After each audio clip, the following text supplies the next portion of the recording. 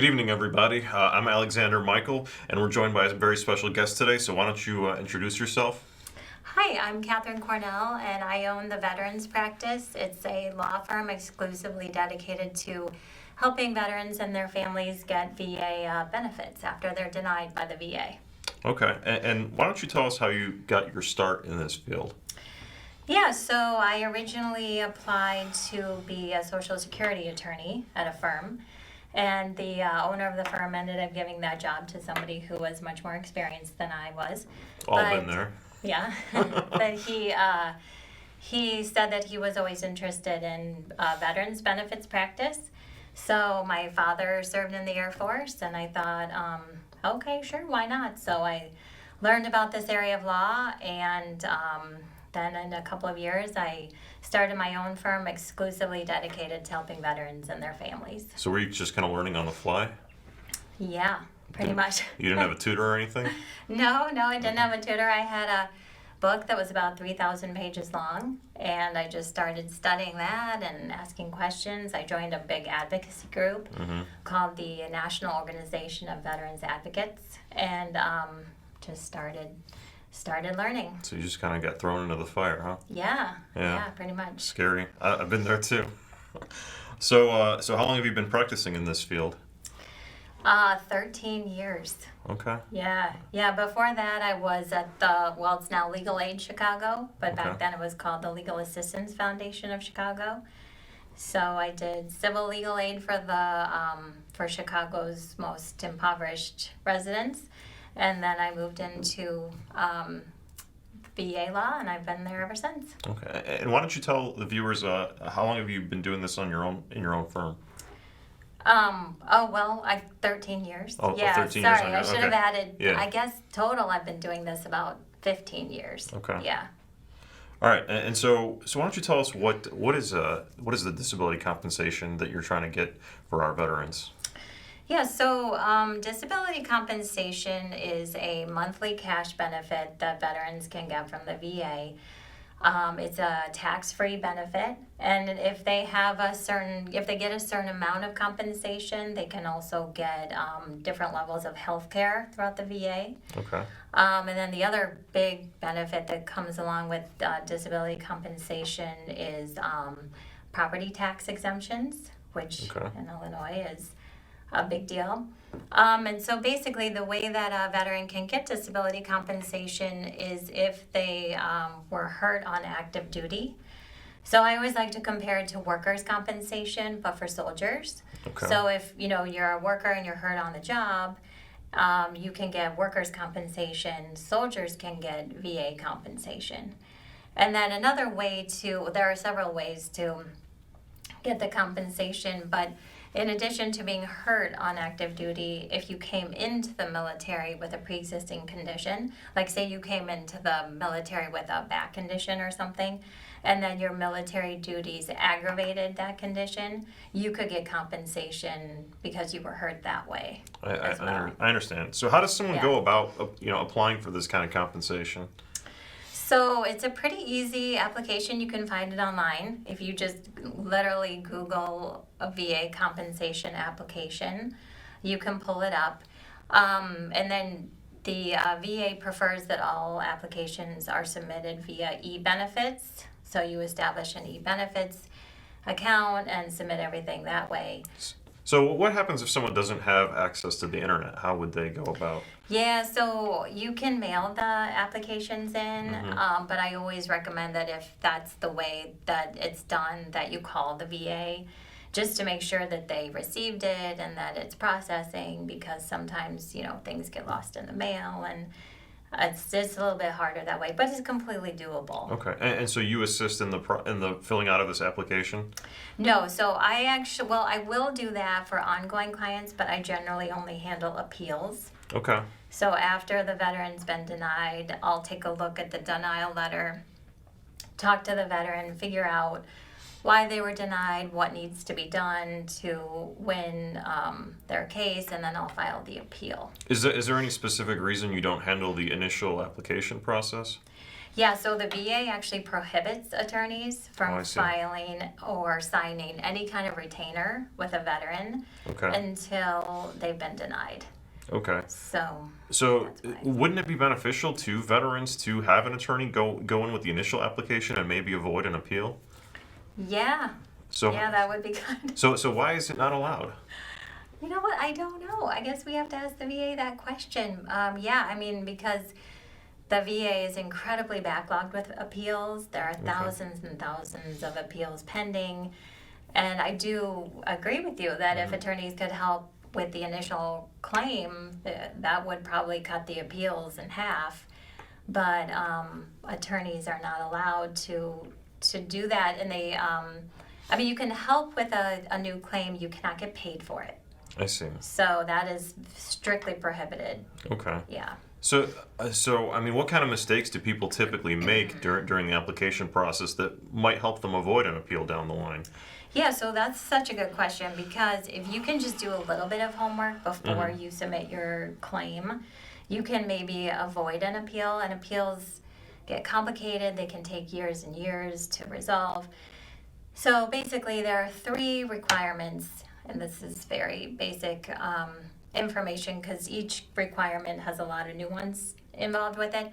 But basically, first you need a diagnosis. So, say you're claiming, I'll just use the back again as an example. Say you're claiming a back condition was caused by some injury that happened in service. You need a diagnosis of it.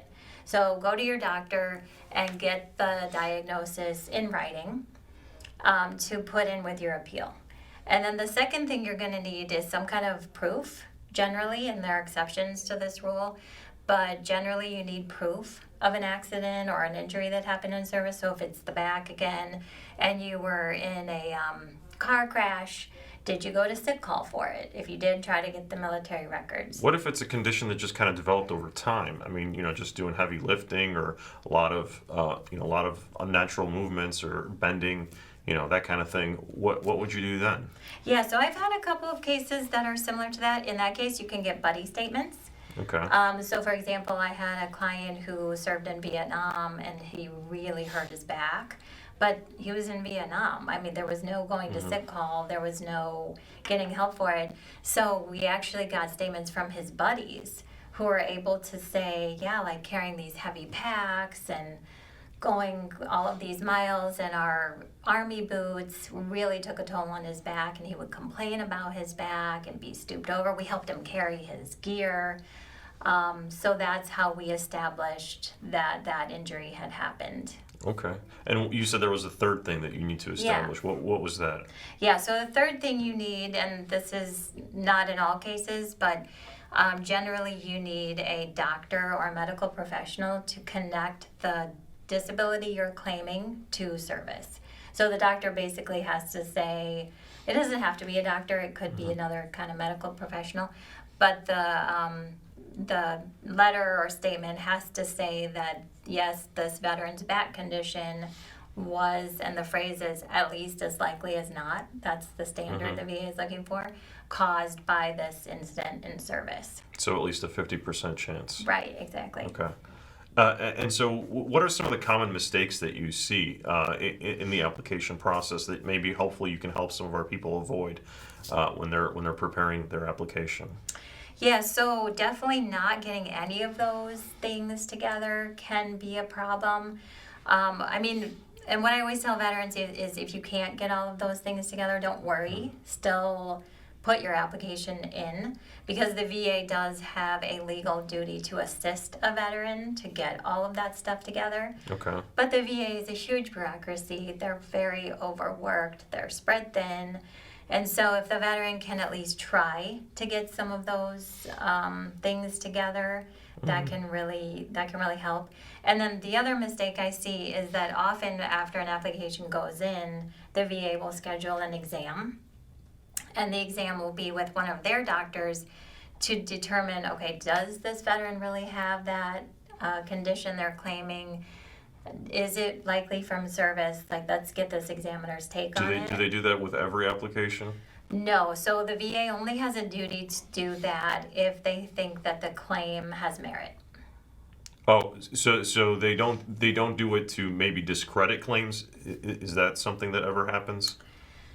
No, I mean, that's, I mean, I Okay. know some veterans Okay. feel that way, but I really feel like the examiners are there to give an honest opinion Okay. and that they will support the service connection if it's warranted. But I will say, just getting back to your question about the Mhm. mistakes that veterans sometimes make, um, they will not find out, first of all, what the exam is about. So Mhm. sometimes veterans will put in 10 or more claims and an exam is scheduled, they have no idea what it's about. So they can't really get mentally prepared for it. Mhm. So I would definitely figure out what the exam is about so you can just kind of get your head kind of wrapped around How what you're would you going to do be that? talking about. You can call. Okay. And someone will just answer that question? Yeah, they'll say, oh, this exam is for your post-traumatic stress disorder or for your foot injury or whatever the case may be. And then another mistake that veterans sometimes make is they don't show up for the exam. And if you don't show up, you can get denied for that reason. Okay. Yeah. Now you said that there's quite a hefty backlog here. Is there any way people can move their cases along or speed them up? Or I'm sure a lot of people are waiting for this money desperately. Yeah, it is really, really hard for so many veterans. Unfortunately, only in very dire circumstances can your case be expedited, and that's if you're terminally ill, if you're literally homeless, like not just staying at a friend's house, but literally homeless, or if you're, well, this is not dire, but if you're of a certain age, advanced age. Okay. And if you are homeless, how would you get contacted by the VA? Well, I actually helped a homeless veteran who lived in California from here. And what we did was we used the help of his sister, and the VA would mail things to her, and then she would get it to him, and then he would try to call me. So you just kind of find ways around that. But Okay. it is hard. So why don't you tell us what happens when veterans are in fact denied? So when they're denied, they can appeal the denial. The stages of appeal are the regional office, so you can appeal it in the office that denied you. And then the next level is the Board of Veterans Appeals, which sits in Washington, D.C. And then the next level is the Court of Appeals for Veterans Claims, and that's full-on litigation. It's a fight at that level. And then the next level is the Federal Circuit, and then Okay. the next level is the Supreme Court. So when the veteran is initially denied, they can decide if they want to keep it at the regional office level or if they want to take it directly to the Board of Veterans Appeals. I kind of like to try the veterans appeal option of the regional office Okay. because if you're denied there, you can still go to the board. But if you skip the regional office and just go to the board, you've missed that level of appeal. Right. So it's kind of like two bites at the apple. Yeah. So and then just to make it a little more confusing for everyone, each level of appeal has different options. So, and I won't get into too much detail because I don't want to make everyone's head spin, but at the regional office, you can choose to submit additional evidence. That's one way you can go, or you can just have a higher level adjudicator look at it and possibly have an informal conference with that adjudicator. And at the board, you have three levels or three appeal lanes, is what they call them. One where it's just evidence review, one where you submit additional evidence, and one where you ask for a hearing. Okay. So, So let me ask you this: have you ever seen any cases, that in your opinion were unfairly or improperly denied? oh yeah, definitely, Can, yeah. can you tell us about some of Yeah. those? Yeah, I mean, I had one where my client had a traumatic brain injury, and this veteran got that in Afghanistan, and it was from some event which would clearly have caused a traumatic brain injury and everything that went along with the traumatic brain injury, like headaches and dizziness and all of the other symptoms, and yeah, it was denied. So what do you tell someone like that who's been denied and unfairly so? Yeah, so I just tell them, look, the VA makes mistakes, and we're gonna appeal it, and we'll, get you back on track. So yeah, but sometimes I think the VA just doesn't see certain evidence that might be in the file. I mean, when I take on a case, I always get what's called the VA claims file. And that's the file that has all of the paper that's ever been submitted or associated with the veteran's claim. And then what I do is I literally look at every page of that file, which can take a while because sometimes they can be thousands and thousands of pages long. But the VA, they don't always have the time to do that. Right. So when I do that, I'll find a document or a bunch of documents and I'll say, oh my gosh, well, the VA just didn't see that. So how long can someone wait sometimes, given the backlog that you've mentioned? Oh, years. Yeah, years and years. And what happens to people who are waiting for their money in that interim? Do they not get anything in the meantime, or what's going on? Yeah, it's really hard. One of my clients had to pull out one of his own teeth because he didn't have any health care. And it was really, really terrible. So it's hard. I mean, some of them, I had one client living in his car for a really long time. That was one we were able to expedite. But even when you expedite it, it can still take, several months or even longer. Right. So they just try to limp along as best they can. If they can get Social Security, that can be faster, and that's a good option. Okay. So that's one way they can sort of hang on. I see. So now, are there any ways to help people maybe get the maximum level of compensation? Any advice you can give some of our viewers? Yeah. So the way the compensation is set out is if the VA agrees that you have a condition that was caused by service, they'll assign a rating to it. And the rating is supposed to compensate the veteran for how their ability to work has been compromised. So I'll just go back to that back condition. Say that the veteran does have a back condition, but it's not too severe, and they can still work, but not really as much or as hard as they may want to. The VA may assign a 10% rating for that. And so that would then translate, they would get a 10% of the maximum benefit per month, which depends on household size. I see. So the ratings, they go from 0, which is where the VA agrees that the veteran has a service-connected condition, but it doesn't affect them at all the way up to 100, which is where the condition or conditions, the combined conditions, affect their ability to work pretty severely. So the best thing to do is to definitely put in for all of the conditions you believe were caused by service. It's not very helpful to put in any claims for conditions that were not caused by service because there's such a huge backlog and the VA has to explore every one that's claimed. So put in for everything. And then another way that you can get the maximum rating is if you're unemployable because of your service-connected condition. So say you have a service-connected back condition and you have ringing in your ears, you have a diagnosed depression that may be stemmed from the chronic back condition, and say all of those conditions add up to a 60% rating. So you're getting 60% of the allowed or the available compensation amount, but because of those conditions put together, you can't work. So in that case, you can put in for what's called VA unemployability, and if that's approved, you can get paid at the 100% rate. Okay, so now you're talking about these percentage levels of the compensation amount. How is the compensation amount determined? So the examiner will help with that. So the examiner will fill out a form, and the form that the examiner is filling out mirrors what's required for each rating.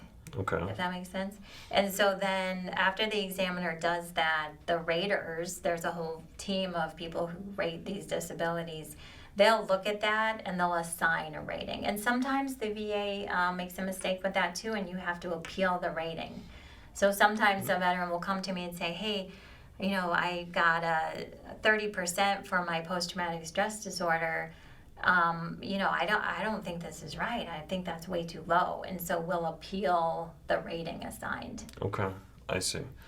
So why don't you tell us about any case in particular that you feel was one of the greatest success stories of your career? So, oh wow, the greatest success story. Okay. I know I'm kind of putting you on the spot here, but Yeah, I mean, I have a lot of success well, stories, just but share one of them with yeah, us. okay. So, a client came to me, and he was a Vietnam veteran, and he was in the thick of it. I mean, he was in what the movies were made of, just out in the jungle and just exposed to all of the violence and everything. And he had pretty severe post-traumatic stress disorder. And when he first came to see me, he couldn't really even remember what had happened. So anyway, through work with his doctors and everything, he started to remember. And then we were able to figure out how to get the evidence needed for his claim. But then he kept getting denied. And just for some reason, he just kept getting denied and denied. And so anyway, I just kept adding in more evidence, and then I ended up getting the morning reports, and I ended up getting all of these buddy statements, and by the end we had hundreds of pages of evidence. And I just kept telling him, hang on, we're gonna get this, just hang on. But we had to just keep appealing. I don't know why. I don't know if people just weren't seeing what I was sending in or what. But anyway, when we finally won, it was just so wonderful because he was just so relieved that they believed him. Right. So it wasn't only the benefit that he got and the property tax reduction and the health care, it was the fact that he was finally validated. Just reaching the top of the mountain. Right. Basically. I understand. Right. So why don't you tell us about what happens if someone passes away? Can they still get benefits? Can their family members get benefits? I mean, what happens in a situation like that? Yeah, so if the veteran passes away and the VA owes them money, then the survivor can put in for what's called accrued benefits. So those are benefits the VA has granted the veteran but has not paid out. Okay. So they can put in for accrued benefits. The other benefit that a survivor can get is called a VA pension. And I don't handle VA pensions, but basically what that is when a veteran survivor needs income to help them with their activities of daily living. Like say they live in an assisted living facility or they have an in-home caretaker, they would get the VA pension to help them with those expenses. And that's a benefit that's only eligible for spouses who are relatively low income and low asset. So, and there have been some problems with the VA pension because a couple of kind of just more sort of, I guess I'll say, unscrupulous people have sort of helped kind of hide assets or gift certain amounts of money so they qualify for the pension. So what the VA did a couple of years ago was they instituted a look back period. So they want to know for the last, I think it's 3 years, has the veteran or the spouse changed any assets, assigned any assets, gotten rid of any big amounts of money or whatever the case may be. So it truly is, the purpose of that program is truly to help survivors who really are low income and low asset and need this help. I see. And then the third big program for, sorry. I just want to let you know we're down to 1 minute, so Oh, yeah, okay. we're almost out of time. Oh. I know we've been having so much fun talking about this. Oh. But if you want to just make your point quickly. Yeah, before- okay. The third benefit, which is what I practice, is called dependency indemnity compensation. And that's for survivors of veterans who either died of their service-connected condition or the condition contributed to their cause of death. Okay. And I'll handle those appeals when they're denied. Okay. Well, Yeah. thank you. Yeah. Well, I'm sorry to rush you there No, at the end, that's but okay. we're running out of time. Thank you for coming Yeah. on the show. It's been a pleasure. I certainly learned a lot. Yeah, And, thank you and so why much. don't you just tell the audience really quick where they can contact you before I have to go? Yeah, so the name of my firm is the Veterans Practice. If you just Google it, my phone number is 708-668-6996, and my email is on the website. All right. Thank you very much. Okay, thank you All so right. much. Everyone have a good night out there.